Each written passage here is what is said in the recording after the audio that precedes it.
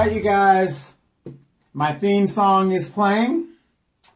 And if you guys know anything about that song, that is Return of the Mac by Mark Morrison.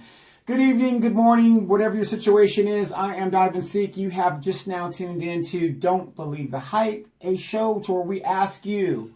Right now, you're looking behind us, you see a green screen, or you might see a video going on behind us. But if I pulled that thing down, you would actually see a window. And so that goes back to what we try to do here. We want you to pull back the curtain and see who's actually going on there and what they're really trying to get you to do. And that song, to me, is very, very poignant because Return of the Mac. Okay. Ask me why. Why? Bernie Sanders has kicked off his campaign. Is he going to win? Yes. Can he beat Trump? No. Okay. But here's and I'm going to get into that, and I'm glad I'm glad you asked like that because that's where I wanted this to go. Because a lot of people are like, oh, whatever. I never said he's going to beat Trump. Okay. Whatever the deal is. The Democrats do not have a ticket that they would want to put together to beat Trump. They're not trying to beat Trump because this is, like we always say, this is the same coin with two different sides, a heads and a tails. Okay. So knowing that it's a heads and a tails, they want to get their establishment picks. And so ever since Kamala has been running, they've been telling us and shoving her down our throat. Kamala this, Kamala that. Oh, Corey this, Corey that. But if you look at both of those people's records, they're not progressive. Well, where has Corey been? It seemed like he came out and then kind of... He's been up there in New Hampshire and Hartford and also like Connecticut, trying to get doing a ground game. Yeah, he's trying to do the ground game. Okay. But, again, look at his backers. Look at, it's all smoking mirrors. But see, the Democratic Party is so used to us just doing... Going along with it. Just going along. Oh, it's a black... Oh, we're gonna do this. Now, the reason why they're pushing Kamala is because, number one, she's black. And number two, she's a female. So they're trying to get the Hillary agenda going. Right. Versus the black vote. They need that black vote. And I've said this from, and I just want to tell everybody out there, I've been getting a lot of emails from a lot of those sororos out there, the Ricky Smileys telling us to vote for this woman. But nobody could tell me why. It's okay to tell me, oh, Donovan, you should support Kamala. Could I please ask, well, why should I support her? Because she's a sorority sister. Well, I'm not in a sorority, or I'm not a Greek, so that doesn't appeal to me. Well, how about did you see that picture of her with the hot sauce, putting hot sauce on her greens? No, I didn't see that one. But she says she makes a mean plate of greens. All of a sudden. Hey, she make me a mean plate of greens, vegan. I might give her a vote. I'm just playing. Well, which I know she's lying because we know white men don't eat greens; they play greens. You know what? White men, they like greens. No. They like greens to play on. Raw. Okay? So we know she's lying about that. And then, speaking of my girl Kamala, but before I jump on Kamala, because everybody says I've been jumping on her. No, that isn't what I've been doing. I've been exposing her record. That's all I'm telling you. Just to vote and say, oh, she's a sororo. Okay, you want me to vote for her? Tell me why. I'm telling you guys why you shouldn't vote for her. Right. It's not my job to tell you why you should. I'm giving the narrative of why you shouldn't vote for her based on her public record. Right. And if you're a black person and you vote for this woman, you're a damn fool. You heard knowing her record of what she's done here to poor people and especially to black men and people of color here in the state as AG and as a prosecutor. So all these sororos have been telling me, oh, Donovan, you need to get behind her and da-da-da. Well, why? Why? And every time I put that question back to him, after these people curse me out, damn, which I don't mind, criticism is good, I don't get an answer. Is it because they have nothing to... Now I've been hearing people say, well, she's gonna do this for Medicare. She's gonna do this for the low income for housing. Giving $500 woo-de-woo, and she's got this, all these programs. And I said, I think the issue is now is that we know what she's done, and so we don't care about what she's gonna do because your record kind of precedes you. I have to go by what you've done, because that tells me a lot. Not what you're gonna do. I can tell you I'm gonna do this. I'm gonna do that. The record shows if I will. And are you willing to gamble that? Do we have the time to work? Because, everybody that says that, it's in elections, they go, oh, yeah, you vote for me, we're going to do this. Your girl, Maxine, it's been over 30 years working on that reparations. I heard she was somewhere yesterday rallying somewhere behind, I forget what it was she was rallying for. But she was out there doing something. Yeah, I mean, she pops her head up every now and then. But my point is, a lot of us now we're not falling for that. Oh no, for sure. And I think too, with Kamala, before we get back to Bernie, with Kamala, I saw a lot of people get excited when she announced, "Oh my gosh, Kamala's running! I'm voting for her." The one girl that I'm friends with on Facebook, she said, "I donated to her campaign right away." And I asked her, "So, well, why?" Why? Well, because she's a black woman. I said, "Okay, and what else? Is that enough?" And so then, once I showed her all the stuff that was going on with Kamala, she goes, "Oh." Basically, she said I acted too soon. Right. Like, yeah, you did. I mean, like this lady just says, I'm going to announce and you give money. And I know personally, I see you struggling on Facebook talking about you struggling in your own life financially, but yet you give her money. Oh, I know who you're talking about. I know who you're talking about. Yes. So, but I'm kind of glad that we're having this kind of conversation. So now, they've been telling you this is the front runner, Kamala's the one. Didn't they do that with Hillary Clinton? Didn't they do the exact same playbook with Hillary Clinton? We'll shove it down your throat. We'll shove it down your throat. Propaganda. We'll make you think she's unstoppable. She's on top of the world. Lost to a nigga. We're all with her. Yes, lost to a nigga. Unheard of. Lost to Barack. Lost to Barack. Right? A white woman losing to a black man. Right. Okay, oops, gaffe, oops, or whatever, right? So they do what they got to do. I would say then they put her up the second time. Yeah, I would say the thing with Hillary, and it was funny, like, is she running? Where's Hillary been? But like Hillary and not most, but a lot of white people, they underestimate black people. She thought I was going to get in there. Oh, it's a slam dunk against this Negro. I'm going to win. I'm going to, do these dog whistles about sexual stuff. Oh, and remember this. John Lewis, I support Hillary. I mean, he was a starch Hillary supporter. And then when he saw the winds changing with the young people and Barack and his smoothness, when it became evident anything else but Hillary. I mean, look at all the people that were black that were like, okay, I'm going to go on this train. Right. They left Hillary in droves. Right. And then when Hillary became the nominee the second time, oh, hey, Hillary, hey, girl, how you doing? Let me vote for you. I think more than anything, Barack just out-charmed her. Yeah.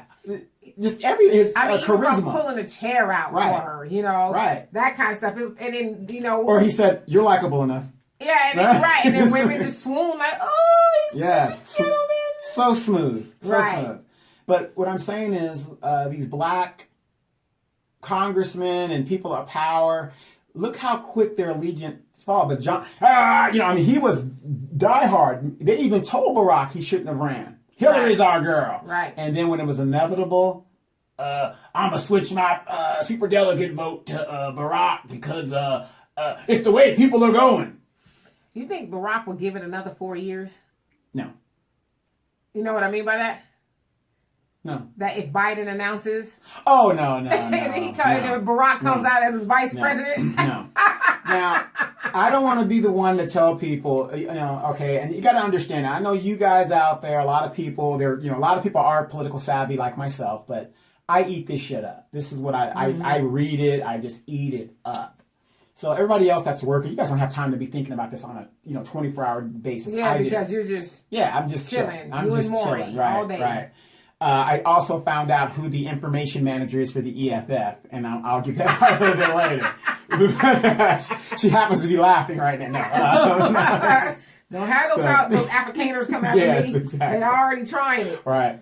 But I take pride in the fact that if you read this right, it's almost, it's like you could read it. Right. What's happening. Now, the return of the Mac, Bernie Sanders has now put his hat in the race. What does that mean? When a person like Bernie Sanders, who doesn't have any big money backing donors, Wall Street donors, like Kamala, who made it a point to go meet with Hillary backers in secret. Lily somebody is her Lily White, whatever. No, her name's White, but something like that. It's something like stupid. that. But yeah, she manages or something. Yeah, a lot of Hillary staffers are on Kamala's team. Now, that's a recipe for disaster. And then you give people like me more fodder and more proof that if you run this campaign the way you're doing, you're going to lose. So she's on that track. But CNN, MSNBC, all these outlets are saying, oh, this is the front runner, this is the front runner. Has anybody heard, up until the time Kamala's announced over a month and a half now? About a month and a half of her raising $1 million in 24 hours from grassroots. She has yet to do that. Now, what does that mean when a person does that? When a person is getting $1 million in 24 hours without super backers, bankers, and all these people that have money, that's telling you they have a lot of grassroots support. Oh, yeah. Well, because that's how Barack did it, too. Exactly. And what that also says in this country, even though they're trying to stop it, it's still one person, one vote. Right. The Democratic Party is now in panic because, again, I never said Bernie's going to beat Trump. I never said that. But he will get that nomination if they don't rig it. Well, what's the point? I mean, why not just let the dude go unopposed? I know. It's just a waste of me taking my ass to the booth. Right, but you got to try. But here's my thing. After the shenanigans the Democratic Party did last time to rig a candidate that nobody wanted, right? They can't do it this time. Well, then, devil's advocates would say, well, people did want Hillary because she had more popular votes. No, they didn't. They didn't want Hillary. They rigged the primaries in the Democratic. They even admitted it. I mean, when they're giving her the CNN debate, when they're giving her the answers or the questions. Donna Brazile? Yeah, Donna Brazile. I mean, that tells you have a problem with the candidate when you got to rig the primary election. And that's telling the Democrats out there that if you're a Democrat, that they're picking your leaders for you, so you don't even matter. So we're in an elitist type situation, so you don't believe in democracy. Right. At least the Republicans let the people decide, and look what we got. But that's what they wanted. That's what they get. Right. So now, if Bernie does win, let's say hypothetically, I think a Bernie Sanders, Tulsi Gabbard ticket would be a very strong ticket, and it's a very progressive ticket. I still need to do my reading and research on her. I mean, I've seen bits and pieces. She is a veteran, and she's a pretty powerful type person. What's she going to do for black people? Has she? I haven't really researched that yet, but I'm not saying she hasn't. Just that's where my mind goes. Right, first. Exactly. Yeah. And I would bring that up too. But as a veteran, I know that here's a woman who served in the military, not like Commander Bone Spurs, up there, or Miss Kamala Harris, who will sleep her way to the top. Versus, you know what I mean? All these people talk about they do all this stuff for America, but when you put it down. Only Tulsi or Bernie Sanders, he marched with King, that's a fact. And Tulsi Gabbard, she wore the uniform. Most of your politicians now haven't even served in the military. Before that, I'm not saying you have to. You shouldn't have to. Thank God if you don't have to. Thank God if you don't have to. But what I'm saying is, I've done these things.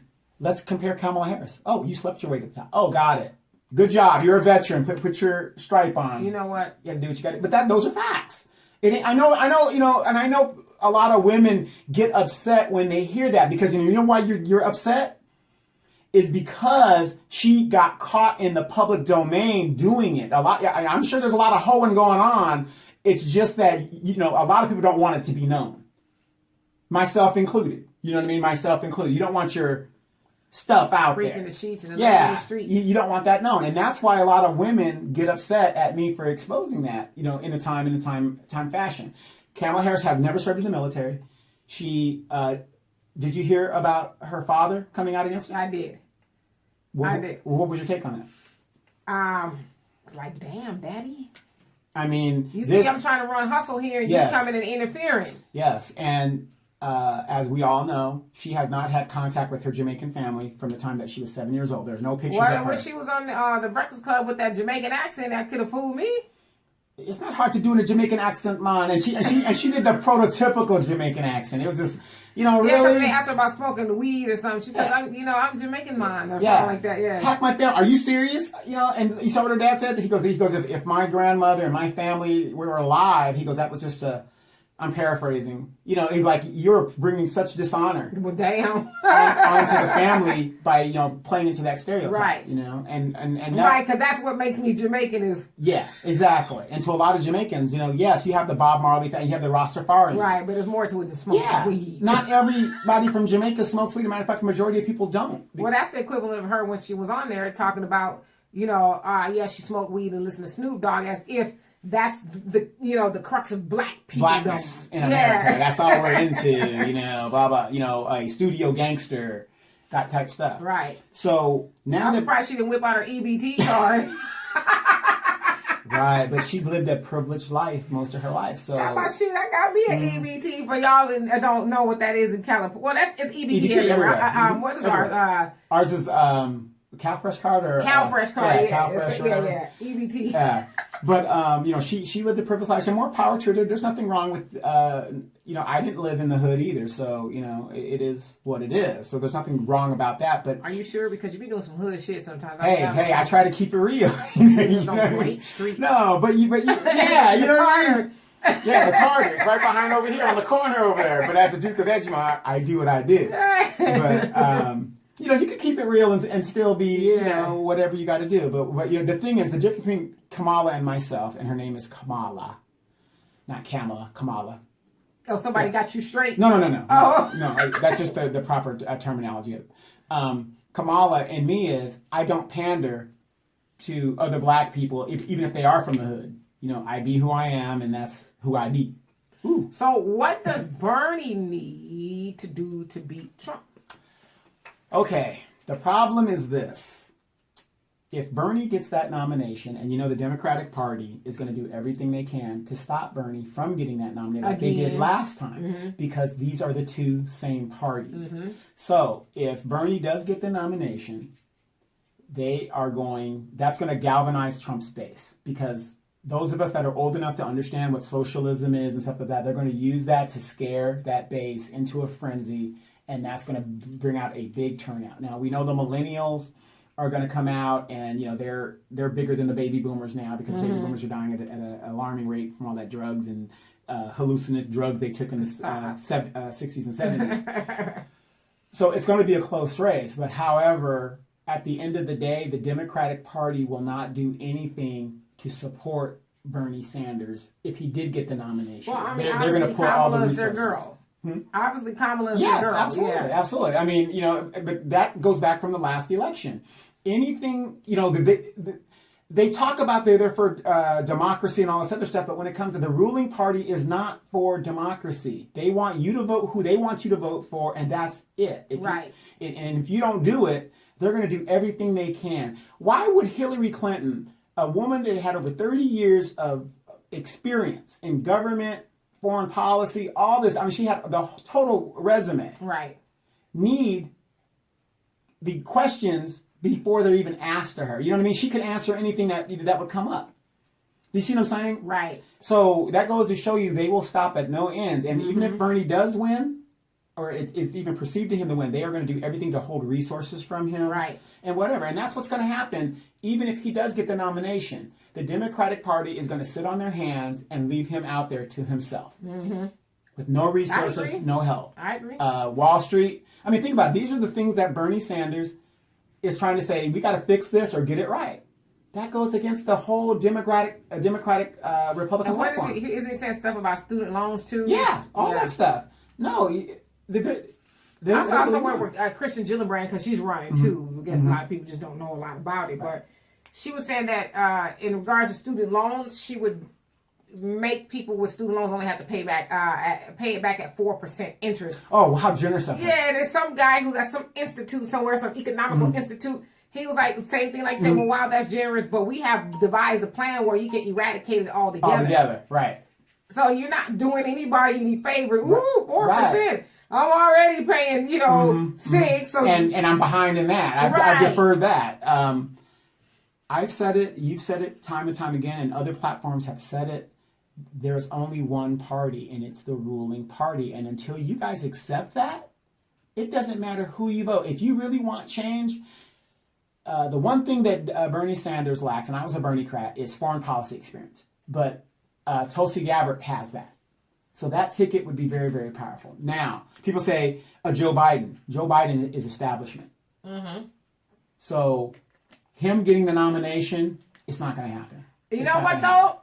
I don't know. I think if Joe Biden was to get in, I see him. Mm-hmm. I see him getting the nomination. Excuse me one second. I just don't see it. Mm-hmm. And the reason why I don't believe Joe Biden would get it, because number one, he's an older person. He's had his opportunity. The baby boomers, are moving on, and the millennials are going to step in. So, but that also goes back to show you that the Democrats, the Democrats are going to do everything they can to get a establishment pick that is going to do their agenda up and running as the nominee, and that isn't going to happen in regards to the election itself. So, as far as Tulsi Gabbard. Please do your homework on Tulsi Gabbard. I'm telling you, yes, she's fairly young. She isn't a woman of color as well. She is of Indian descent. She is an Army officer. I think she's still in the reserves, as a matter of fact, and she's still serving. But she has a lot of foreign experience. She met with Assad. She is anti-war. Most of your military people, I didn't say all, are anti-war, because I don't want to go over there and put my life on the line if I don't have to. I mean, so she wants to put a stop to all this. And this is a threat to the military-industrial complex and Wall Street bankers. They do not want these type of people in the government or running the government, because it would put a stop to millions and billions of dollars that they've been living off of, basically our blood, sweat, and tears. So another example about what Tulsi Gabbard stands for is she made a statement in that, and all the billions and trillions of dollars that we spend in overseas adventures and mercenary work, we could take that money and bring it back here and invest it in the citizens and the people here, rebuilding our roads, rebuilding schools, helping people pay off student debt and making school free. So I would strongly recommend everybody out there to look at her platform. I'm not a Democrat. I left the Democratic Party a long time ago. I left the Republican Party. Well, I was never a Republican, but a long time ago. I mean, both parties, you guys have seen some of my memes and pictures out there. It's one party, the ruling party. And when I realized that these guys are the same side of the same, or the different two different sides of the same coin, that's when I realized, hey, it doesn't matter. I'm not telling you not to vote. You need to vote. But we need something far different. Just like the left took a reality star and broken businessman to shake up things, I don't think it's a bad idea to bring in a person to shake up things, at least in the Democratic Party. Now, if he does get the nomination and he does go against Trump, Trump is going to beat his head in. God forbid he resigns. And I think Trump is thinking about resigning. You think so? I do, because he's lost control of a lot of these investigations and stuff. Of course, Aunt Maxine isn't talking all that smack she was talking. We waiting for her to come on out and reclaim her time. Yeah, right now, throw down the gauntlet. Throw down the gauntlet, and we haven't seen that yet, Maxine. All talk, no action, again. So I want to give you guys a real quick thought. When you're seeing the video, a lot of people have been contacting me and saying, we like the videos, like that. What you're actually watching is our podcast, and the green screen basically is back there to kind of reinforce a lot of things that we're saying, put up some of our sponsors back there, and that's what we do. So I just want to reinforce that. And the podcast, people have been listening to the podcast. I noticed that they've been digging and looking, at some of our former stuff. So if you're stuck in traffic back east, especially in Washington, D.C., and you're in traffic, we're on iHeart, Spotify, Spreaker, you name it, Podbeancast. We're on all of those platforms. But who do you think should come out of the Democratic? To run? Yeah. That would beat Trump? No, nobody's going to beat him. But I mean, you really think nobody's going to beat Trump? Nope. Who do I think? I mean, maybe it doesn't necessarily need to be a Democrat. Whoever. Because I think that's kind of where we, not you, but just we in general as black people have just automatically, we just Democrat. Well, the thing is, I know we're trying to beat Trump. Yeah, no. The thing is, though, it's a two-party system, and that's the problem with this country. What I'm saying, it doesn't matter. Somebody can come out of the West, right? But I guess the point that I'm making is maybe maybe it doesn't need to be a Democrat that we're going for this time. No. It could be anybody out of the West. Right. It could be the tribal party. The I'm point saying, even is, if it's a Republican, right? If they're going to serve black people, but see, the problem with the Republican Party, the RNC has already made a rule that nobody's supposed to Trump. Right. Well, I read something. Oh gosh. Some senator or somewhere says that he is thinking about he's looking opposing. at it. Yeah, he's a former senator and he's thinking about opposing. But the point is, if he's going to do it, do you see what I mean about the RNC and the DNC? They're the same party. He's going to do it outside with no help and no funding. Right. So the chances of him winning is slim to none.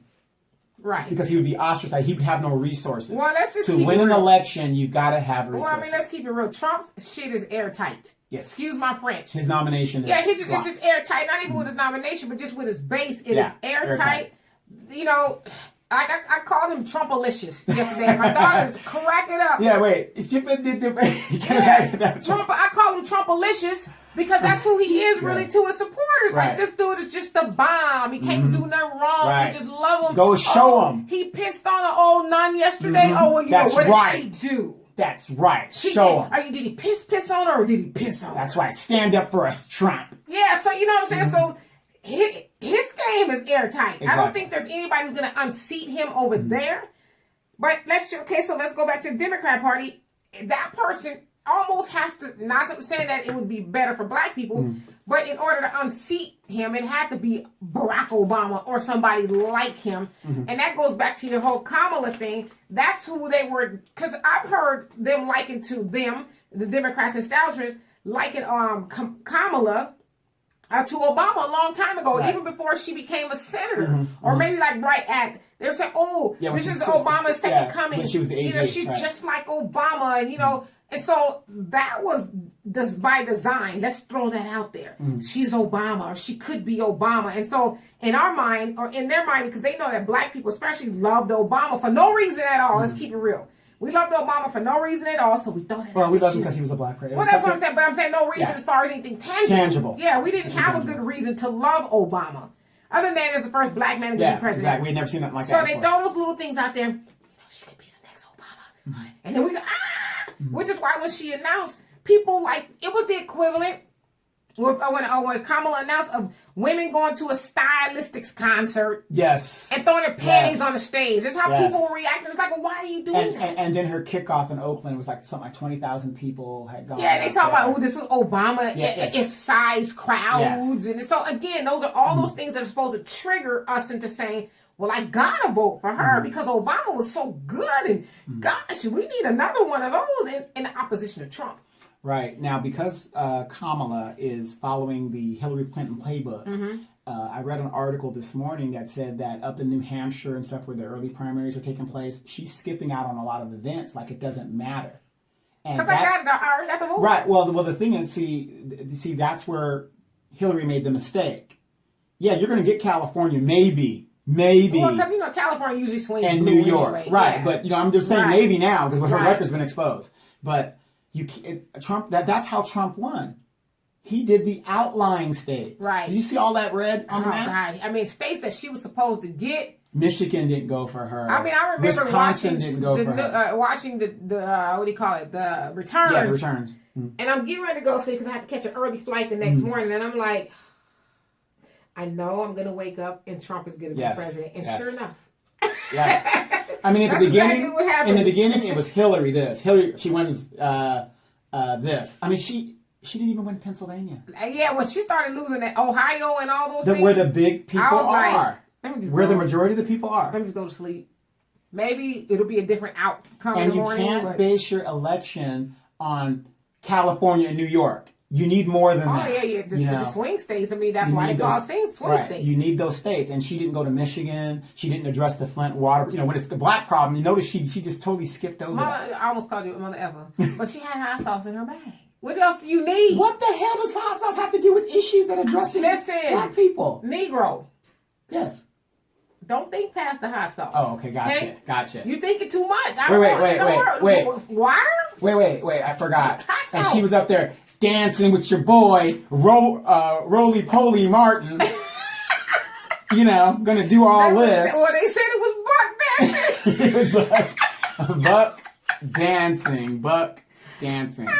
Hey, you guys, real quick. I forgot to introduce my partner in crime, Demetra K from the Demetra K Show. You guys should please go check out her YouTube channel where you're going to see her actually in action. And it was a very good show last week because we talked about a lot of stuff. We talked about Floyd Mayweather, Steve Harvey. I played devil's advocate that day. Arguing on their side, if you will. Exactly. We talked about a whole bunch of stuff, actually. And I want to follow up the Steve Harvey thing real quick while we got some time. Steve said, sometimes I just open my mouth without thinking and my brain doesn't follow up. Is this what he said after all the backlash? Yes, all the backlash. But what did I say, though, on the show? I said, I think Steve is just one of those people who is full of himself and he steps in it sometimes. Yeah, you did say that. Because it's me, and I got all this vice and this, that, and the other. But then it's like, oh, I said that. Okay, but see, what did I say on the show? Here's a person who put the mother of his children out. When a person has that type of mentality, I personally don't believe you step in stuff. You just you start getting high off your own supply. To me, he's like Kamala in that. Listen. I know black people gonna support me. A few of you guys will be mad, but for the most part, I ain't going nowhere. I'm still cashing these checks. Right. We're like Kamala too. Steve is cashing white checks, and white people probably donating to Kamala. So it's like it's not. I'm sorry I offended you, but it's no big deal. It's no big deal. Yeah. So what are you guys really gonna do? So let me ask you this, because according to that big lip Negro, okay. Who goes and marries the trap queen, got the hoish daughter, from what I understand from what's going on. Tried to threw herself at Jay-Z or something was going on with that. But anyway. I almost wish this was tea. Exactly. And I don't catch up with all that stuff. But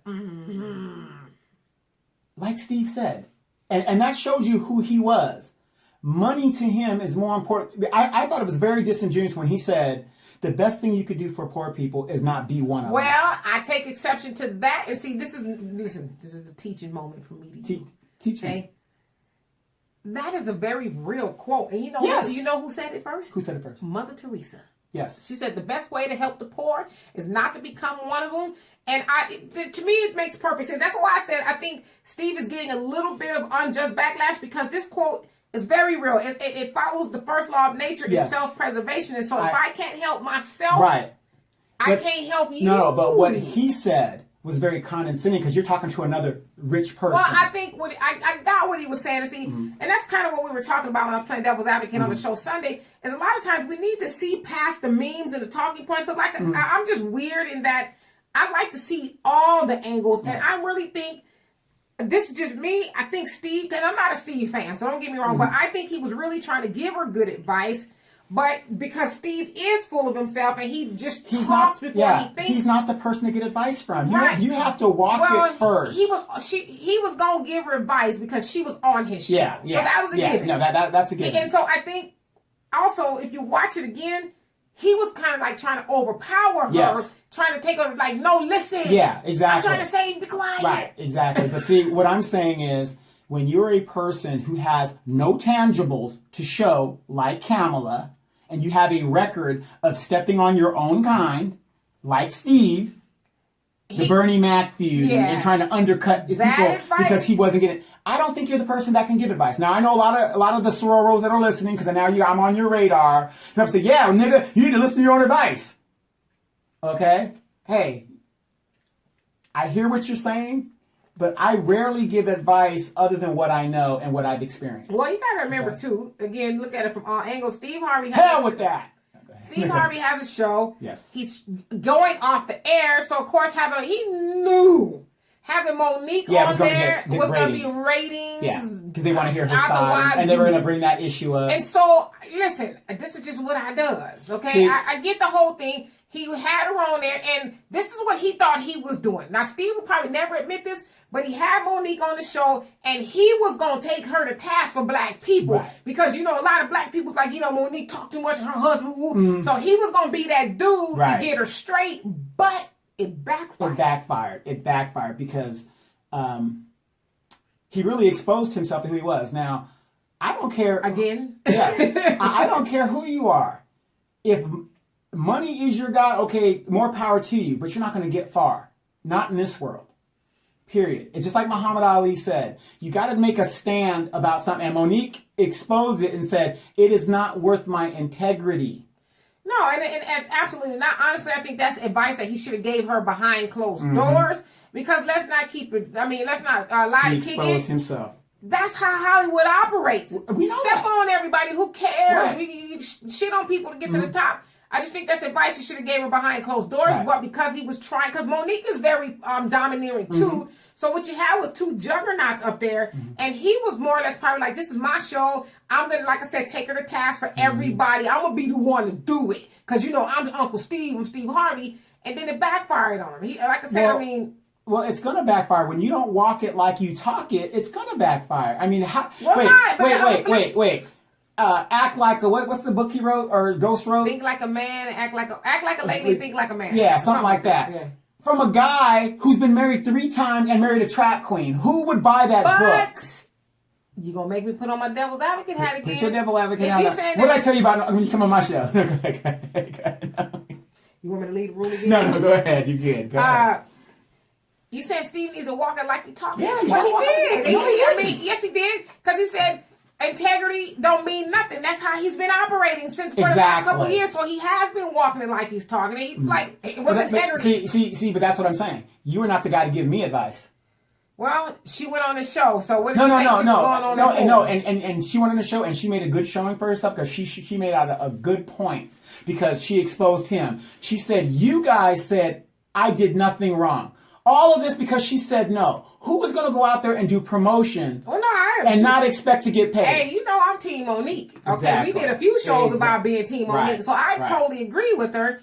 But I did also agree with Steve in that, okay, at some point in time, you have to, like, where are you going with this? Okay, you're standing on the statement, now what? Right, I agree with him on that point. So what, like you said, when you did the boycott, you didn't give us a call to action. When you give a call to action, it's okay, now I need you guys to cancel your subscriptions. I need you to go boycott outside of Netflix. You just said we're boycotting. Right. And by the way, Netflix stock is at $335 right now. Go ahead. Okay, it's good to know. $335. Oh. Stop. And it goes back down. Yeah, $335. Yeah, but... So much for the boycott.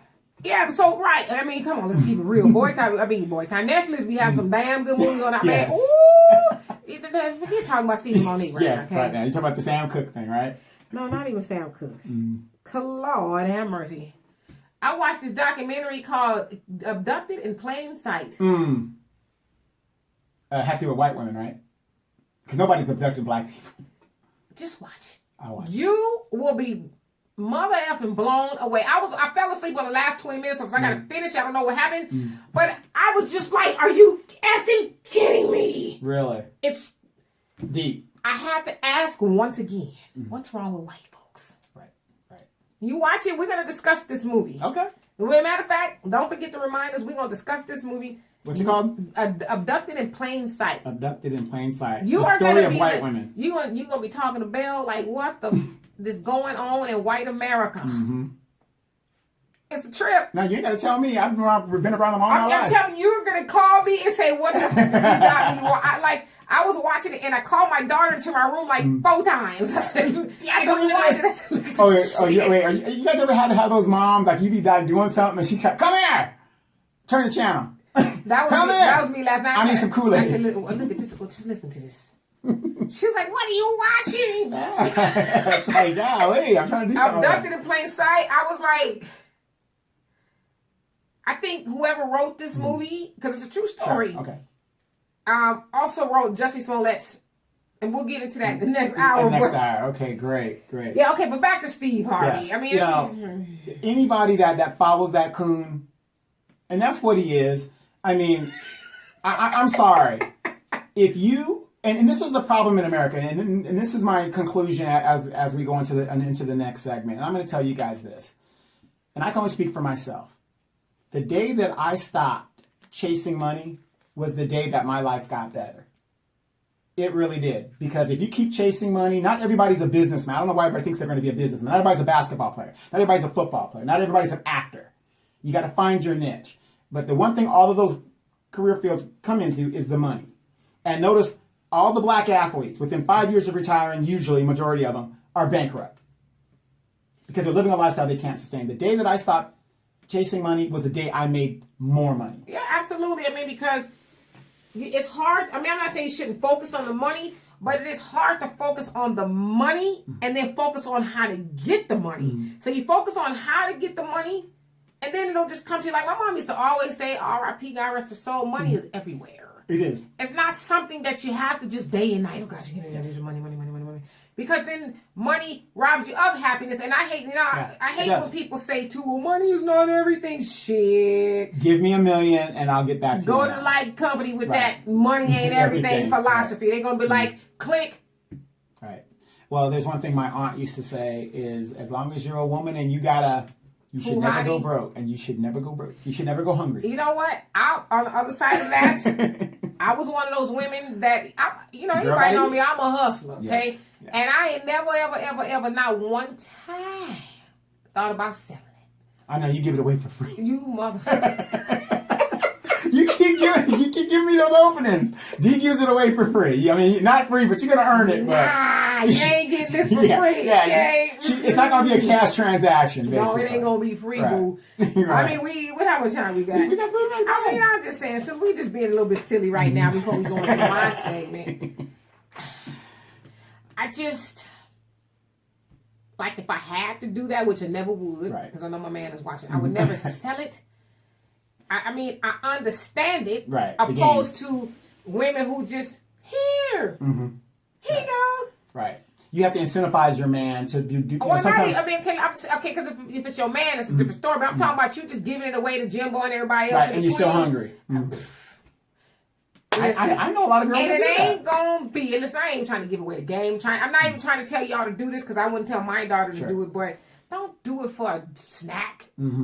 A meal. You ever see that show on like Maury and the girl like, I gave it up for a cheeseburger? Yeah, and you're like, listen.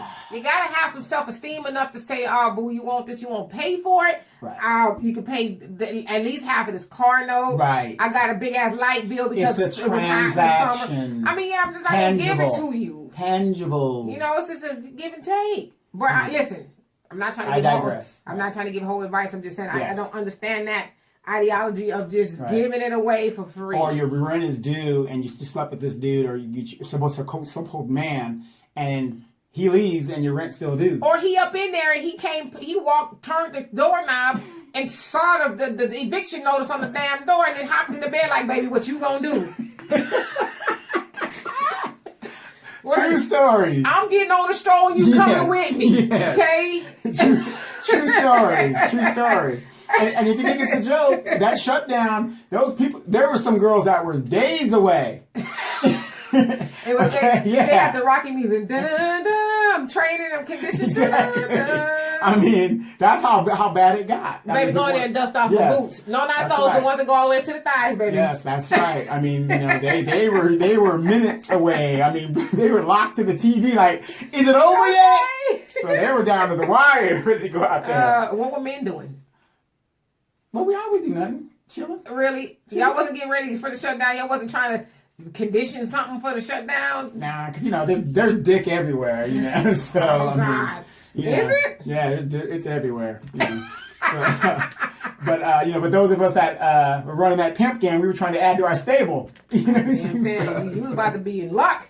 I was going to come over here and Donovan was going to be like, cracking the door open, yes. Well, I'm here to do the show. I'm a little busy right now. Right. I bought some shit on sale. Yeah, exactly. How did you know? It's going to go bad if I don't get to it right away. Right, look. Stay here, go in the car for 5 minutes. I'll be done. God, only 5 minutes. Only 5 minutes. But 5 minutes, I'm a tiger. Best 5 minutes of your life. Hey, you guys, we're going to go into the second hour. You guys, again, be ready. Yes, Demetra K will be talking to us real quick. What are we talking about? We're going to be talking about Jussie Smollett. Jussie Smollett, the guy that cried wolf. Yes, your favorite actor. They never saw the guy, never saw the show. But you guys, gay Tupac. He has all his albums in there. You guys just stay tuned. We're gonna get back to that in a little bit. So just stay tuned.